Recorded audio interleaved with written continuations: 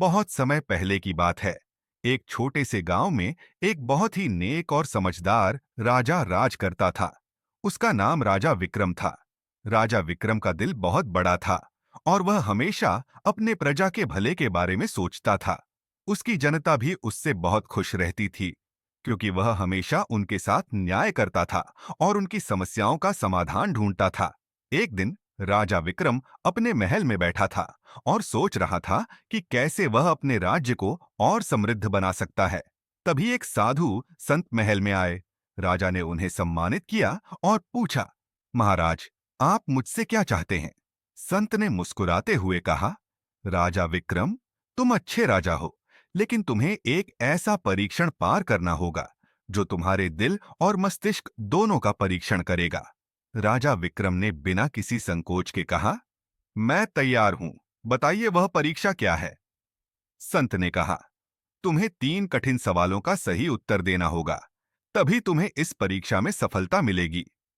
राजा विक्रम ने जवाब दिया, मैं तैयार हूं, कृपया सवाल पूछें। संत ने पहला सवाल पूछा, क्या तुम जानते हो कि सबसे अमूल्य चीज क्या है? राजा विक्रम थोड़ी देर सोच में पड़ा। फिर उसने उत्तर दिया, सच्चाई और न्याय सबसे अमूल्य चीज है, क्योंकि यही जीवन का असली आधार है। संत ने दूसरा सवाल पूछा, क्या तुम जानते हो कि सबसे बड़ा दुहक क्या है? राजा विक्रम ने उत्तर दिया, संसार में सबसे बड़ा दुख वह है जब इंसान अपने कर्तव्यों से मुंह मोड़ लेता है और अपनों को छोड़ देता है। संत ने तीसरा सवाल पूछा, क्या तुम जानते हो कि सबसे बड़ी खुशी क्या है?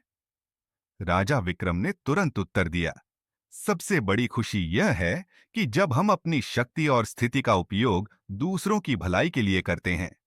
संत ने संतुष्ट होकर कहा, तुमने सभी सवालों का सही जवाब दिया। तुम सच्चे और महान राजा हो। राजा विक्रम ने संत का आभार व्यक्त किया और फिर से राज्य के कल्याण के लिए काम करना शुरू कर दिया। वह जानता था कि सच्चे सुख और सफलता का मार्ग दूसरों की मदद करना और उनका भला करना है। कहानी से शिक्षा। यह कहानी हमें यह सिखाती है कि सच्चे राजा वही होते हैं जो अपने कर्तव्यों का पालन करते हैं, दूसरों की भलाई के लिए काम करते हैं और सच्चाई और न्याय का पालन करते हैं।